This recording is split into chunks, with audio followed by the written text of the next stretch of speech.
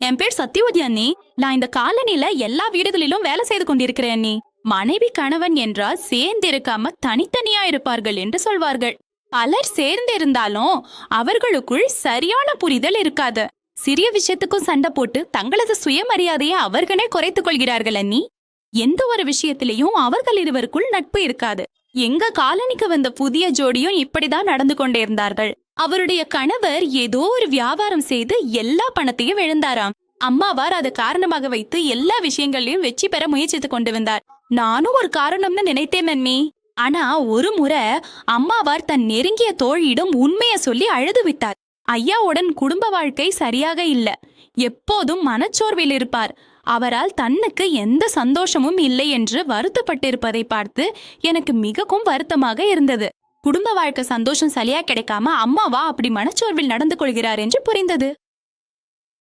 அம்மாவின் நிலைய பார்த்து எனக்கு மிகவும் இரக்கம் தோன்றுது. நான் அம்மாவிடம் சொன்னேன், முதல்ல கொஞ்சம் அம்மாவுக்கு சந்தேகம் இருந்தாலும் பிறகு விசாரித்து அது வனமூலிகைகளால் செய்யப்பட்ட தயாரிப்பு என்று எந்த பக்க விளைவுகளும் இல்லை என்று உறுதி செய்து அவற்றை ஐயாவுக்கு கொடுத்தார். அதை பார்த்து எல்லாரும் ஆச்சரியப்பட்டார்கள். இந்த ஆலோசனை கொடுத்த எனக்கு அம்மா மனத்துக்கு உயர்த்தி வைத்தார். புதிய பட்டுச்சாலையும் வாங்கி கொடுத்தேன்.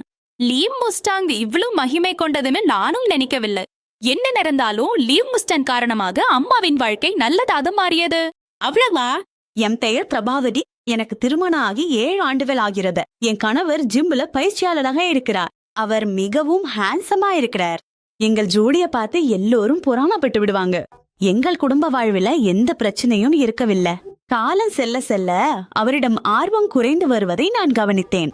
அதற்கான காரணம் என்னவென்று எவ்வளவு யோசிச்சாலும் எனக்கு புரியவில்லை. என்ன செய்ய வேண்டுமோ தெரியவில்லை. நேரடியாக அவரிடம் கேட்க மிகவும் தயங்கினேன். இறுதியில துணிச்சலா அவரிடம் அதை எடுக்க சொன்னான். அவரும் மனதில் இதே மாதிரியான எண்ணங்களோட இருப்பதை புரிஞ்சு கொண்ட. இந்த விஷயம் வெளியே தெரிந்தா அவமானம் என்று அவர் உள்ளுக்குள் கவலைப்பட்டு கொண்டிருப்பார்.